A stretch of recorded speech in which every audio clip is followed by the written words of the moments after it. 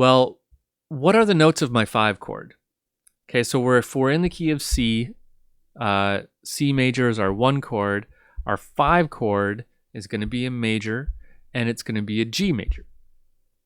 Okay, so the notes in G major, let me just write them out, just way over here somewhere. G, B, D. Those are the notes. Let's not think about sevenths for now. Those are the notes. So I'm only going to have 2 of those notes here. So B is already one of them, and it's in my 5 chord.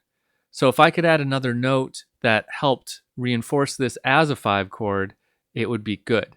So if I put a G, then I'm going to have a leap down, and that could be okay. That could work. That could be my leap.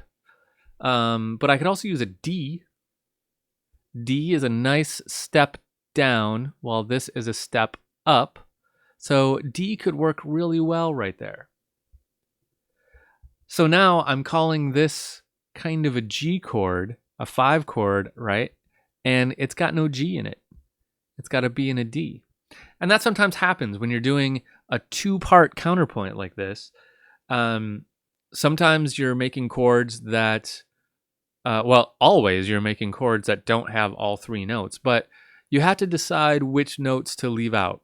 You know, sometimes there's just kind of a hierarchy of what notes are okay to leave out. And typically, if we're doing a triad and we have to leave out a note, the best note to leave out is the 5th. Now, that's not what we've done here. We've used the 5th and we've left out the root, but I think it'll be okay. If that doesn't work, we could try it as using the root, but sometimes the root is okay. The one you don't want to leave out is the 3rd, right? Because the 3rd tells us if it's a major or minor chord. So the 3rd is important. The 3rd is also a leading tone back into tonic. So we really want that 3rd in there. So let's try to stick on this D for now and see if that works.